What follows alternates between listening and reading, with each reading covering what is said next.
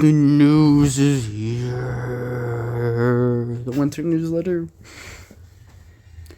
Yeah, don't have any intro for this video because I wasn't expecting it to drop right now. It's winter. Cold water falls from the top of the sky. It's unavoidable, but eventually spring will show up. A not so wintry video. It has nothing to do with winter, but let's share another video from Deltarune Chapter 5's Castle Town. It's a continuation from last time. You need to have Tenna in your town to see this one. Of course, this is a spoiler if you haven't watched it. I gave Tenna the Metaton, but I might redo it just so it can be my Castle Town. We have the mics again. Ow. Ow. Ow. Your boss, someone I just met. I think that's that Tenna. No wait, it's Tenna, rubber brain. If it was him, that knocked me more gluty. Ow. Ow. Ow. By the way, what the heck is this drink you got me? You got battery acid. Battery what? Why the heck do you think I drink that? Isn't this not the exact same video? Yeah, I wasted time. Where's the rest? Oh, is this it? I'm stupid. 4 minutes! Guys, costumes now! It's Tenna! Oh my gosh! Hey, this ain't fit! Who cares, rubber brain? Just put it on. Something feels off. Just roll with it. There's no time. Oh, Tenna, whatever do you need, my pal? Hey, Tenna, who's wearing the wrong costume too? It's not Tenna, you idiot. What the heck did you knock like that? You need to stress out. And Gio, you everyone hit that thing off? What, Pooey? Hey, I'm talking to you. What was your name again? Look, I'm not saying that. Can we just call you... like, Pooey? Pooey? He wants to call you Pooey? You're Mike! Pooey is the name of the minigame! Look, that was a good one. Oh no. Hello, someone's about antenna message! It's Tenna, everyone get your costumes on. Not you. Where are you? Hey, where is he? Where's Pooey? I want to see my little Pooey. Pooey's the name of the game! His name's not Pooey, it's Mike. Hey, don't get lippy with me, dice boy. I know Mike better than you, and sometimes he is a cute little Pooey. I figured my name something your contract. Got it, boss. Oh boy, Mike. There's only one guy who never lets me down. Hey, Tenna. Mike. You don't look very Pooey today. Yes. I don't feel very Pooey today. Well, a massage is a massage. Just close my eyes and imagine. I'm gonna go for the come up for another rip. Hey, Mike. When are you gonna start the, I'm not doing it. Huh? I'm not doing anything for you anymore. And you always were a jokester, Mike. Not when you treat the people who work with you like expendable trash. Trash? Like, I don't do that. I'm always, adding lots of little bonuses to their contracts. Paid for favorite vacation, with every goody slime, I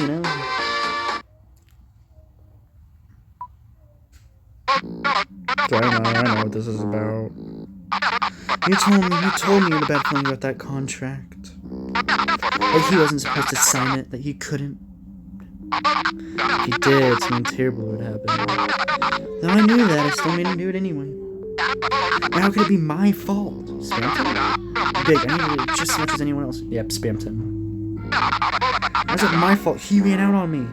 I could have helped him, I would have been big together. You care about him too, Mike. That's why, since then, it feels like you're not really here. Everything is fake. When the curtain falls, everything just feels like playing pretend. You know what I mean, Mike. Can I see the part of the employee contract that stipulates fruit-flavored vacations? Yeah, right here. I'm adding it. And the slime, I can't forget the slime.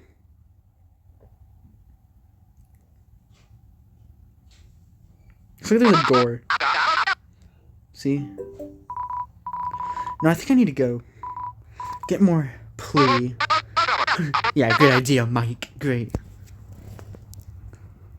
Chris?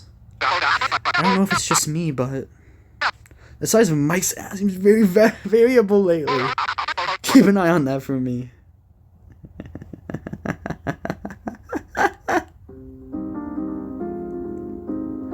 Yo, wait, Jonkler has a new sprite. That's a new sprite. Yeah, he looks like more like a Zapper now. Try to 5 stats if you have Cootie. I remember this. Progress doing excellently. We have begun the localization process. We extracted the text from the game. 8.4 and I annotated all the text and notes for the translator. Yeah, I've seen this. Yeah, such as the way of the worm. After localization reaches its final stages, we will begin with a professional testing team. We also need to examine how the game operates on consoles. We can start considering that in January. But I give a realistic estimate. I believe that it'll take several months to release the game from where we are now. Crazy to say this, even only 6 months ago, you guys only had chapters 1 and 2. But in a few months, much of the team will probably already be focusing their attention on chapter 6! A few more details. All of the rooms in the game were more or less done, minus polish of the backgrounds. Almost all the scenes in the game are complete. A single-digit amount of them need a visual polish. Most of the battles in the game are done except for a couple. These unfinished battles function from beginning to end, but need adjustments to their pacing and bullet patterns to be considered complete. It contains hours of fun! Definitely Castletown content. Look through the soundtrack, and that's the only time that doesn't spoil something. Shop 3.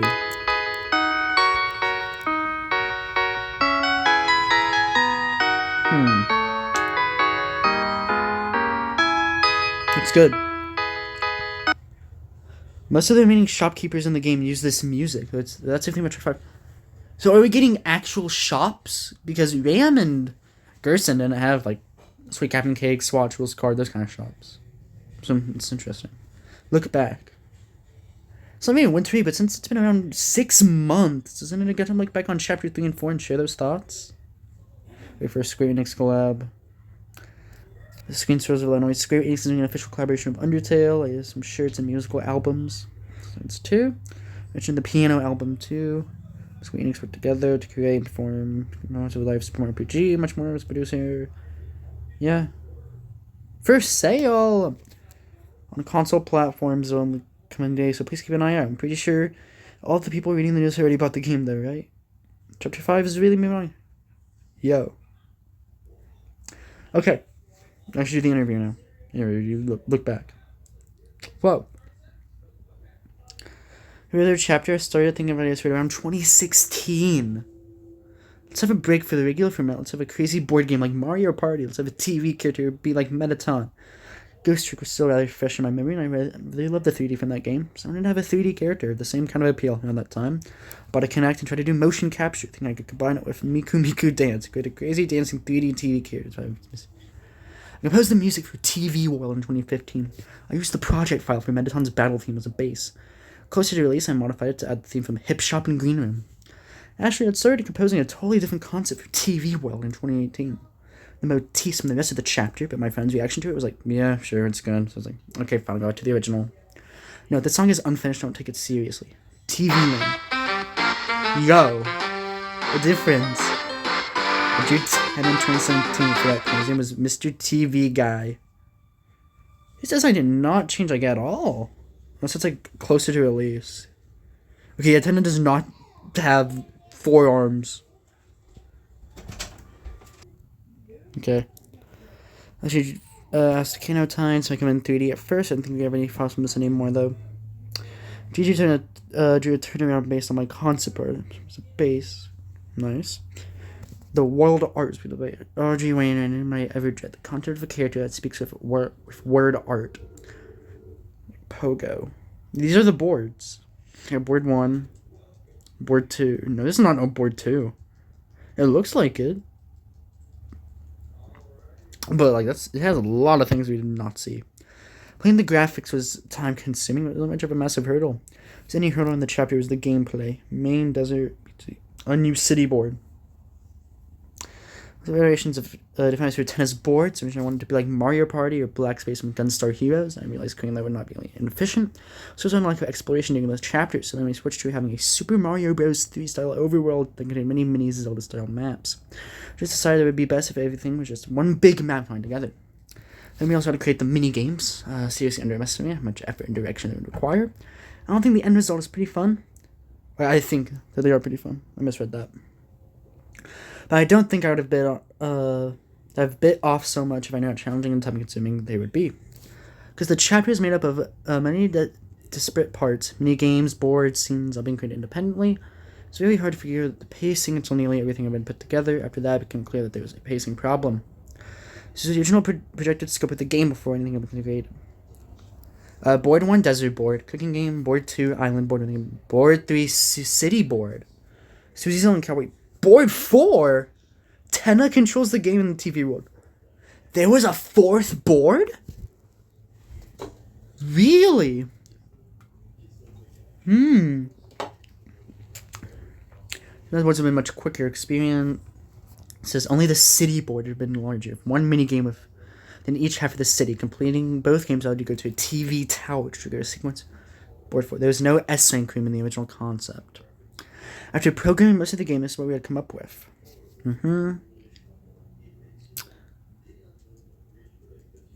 Board 3 part. We had the 3rd board, but we tried making it short because the game was running on with no typical deltarune gameplay.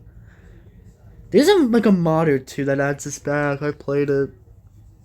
Yeah, this is all pretty much in the same. They also added an overworld area between each half of board 3, the backstage area. It was made of wood and heavily featured sneaking mechanics. This is also where you originally fought Rules card. Yeah, I remember seeing this, like in Delta V implemented.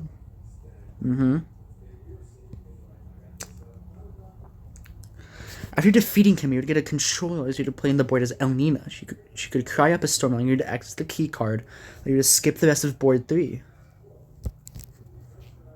I've seen this, but those who haven't.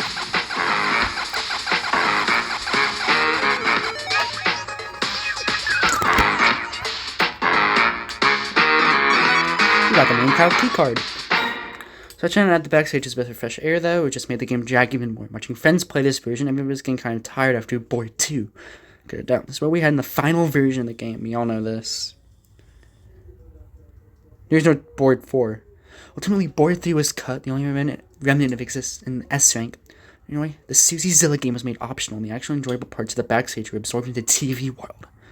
Some people have opinion that having more things is always better. The entire game with all its chapters is an overall experience. You really don't want any one chapter to bog it all down. Especially one, true to my assumptions, this chapter proved to be quite divisive. I thought up to 50% of people might hate this chapter. Essentially, the people are crazy about it. It seems like the majority of people enjoyed it. I'm just glad anybody likes this. That's how I feel. Chapter 4. Chapter 4 is much easier to make. Yo. Hold on. You're Gersian. Okay, this title is sick. Hold on. So it had a few lesser difficulties. Originally, the climbing mechanic just used the normal overworld movement with climbing graphics. This is how it felt mushy, so I programmed a new climbing system myself. It's one of the only things I got to program, so I got to point it out. Another change involved the layout of the Dark Sanctuary, which I wanted to create a giant non-linear and connected dungeon, like something from Zelda. Having a non-linear structure made it difficult to have a linear series of story events, causing implementation of the old man to feel really weak. It should be linear just like everything else. Hello. Finally, if there was one part that was most annoying to make, it was the section in Noelle's house, because we were introducing a unique new mechanic. I really wanted to make it feel like it wasn't wasted. The first concept was that you would have to set up a Rube Goldberg machine. Many crazy parts. For example, you had to launch a treat with a treat launching machine. I would hit the bathroom where it would attract a hungry Asgore in between Susie and Noelle. And then when that didn't work out very well, we tried installing a toy train that would go all the way throughout the house and make puzzles around this. Having so much trouble, I ended up asking my friend Andrew Hussey for help thinking of ideas. Test out an idea that might sound really freaking stupid. Well, here goes. Imagine instead of the tree-catching Snoopy at the table, the center is a large bust of... it's papyrus here now. Its initial form is in the two hands on each side of the head. They are separate pieces with a mirror chart elsewhere in the house. To complete to proceed. The reason is because of all the freak that's happening. Norton destroys things on the other side. Why is the bus keeping getting knocked over? This is a key event and needs to keep being repeated automatically in order for the puzzle to work. It's freaking obvious what this should be. The answer is already provided by the scene. As always, clean the bathroom. We're not describing the shower. You need to move to the shower curtain so you can see him. But the floor is very slippery and keeps falling on his butt and shaking the whole house. It's chronically accidental due to buffoonery is an open question. Maybe Chris next to the van pops a little paper bag to startle him. What happens when the bus is knocked over? Falls on the floor and starts rolling around like an out-of-control bowling ball, showing things we need to solve the cookie puzzle. This is interesting, to say the least. Ultimately, let's just focus on the story and atmosphere is the best as we find. We made everything one more time. It turned out great, so you enjoyed the chapter. Fire extinguisher. That's not how he looks. Flip book to show emotion. Is this like Bibliox? The concept art? The jitterbug. By the way, Hammer of Justice is another song I started making right at the beginning of 2016. I think the final arrangement is pretty good. This is I created for 7 years. The original piano sketch, the main version I remember. I'm not gonna remember all that. I feel like the credits aren't clear enough. That's the team. But around since chapter 2. Sarah programmed most cutscenes chapter 3 and chapter 4 in her localization implementation, handled patches and building the game for every platform. This organization had to remake Noelle's house sequence 3 times. Because she's a journal comics and has a hydroponic garden growing in recycled trash. This has been from popcorn, but what? Worked on a scene at the snack tree in chapter 4 made me want a cheese cracker. Programmed the boards in chapter 3 and most overworld rooms in 3 and 4. Apparently his favorite food is taco. He almost left that as a text in the game, but a game called Love. Program the logic of all bosses and enemies, created all the acts. The acts for rules /El Nino /El Nina. Assembled the rhythm game as well as some other complex visual sequences like Chris falling into the prophecy and into the Titan with Susie. I also made some attacks like the Night Star attack, box cutting attack. Also shut as attacks. Made a practical moment to Midnight. Tem drew basically everything. Really obsessed with baking for a while. Did something. Many bullet patterns became Susie Zilla, made all the Titan attacks and the Knight's rotating /final attacks. Okay, many bullet patterns including Jackenstein's attacks and the majority of the regular enemies. New from Chapter 4, the Titan Town if you're overworld rooms in Chapter 4. All the Switch 2 exclusive content in Pluie. I think my favorite part of Chapter 4's development is when I got to dual-wield cats for a while. I should do that all day, every day. The tiling and assembled visual and background details for Chapter 4 and Chapter 5. Various visual effects and difficult programming things helped out with lighting. Ripple's prophecy in Chapter 4, Chapter 5. 3 Michaels, now the game's Jongler Batat. Now working on things that he doesn't even know what they are. Created the game Knuckle Sandwich. I moved my workspace into another room because I was yelling into my microphone too much. But Dude has a soft spot for older Japanese men in history, or generally not involving in the core development process. He works on team organization, task management, and publishing guidance. I should be a frog. The cooking minigame also created important things for Chapter 5. Created Trash Bashers. Helped us, I guess, to do the cowboy game. Also made the tornado vortex. Everybody swings at it once in that one act. Programming boss bullets in Chapter 5, you say? That's all. This is 18 minutes long. Holy. So yeah, goodbye. See you next newsletter or next video that I do a voiceover for. Goodbye.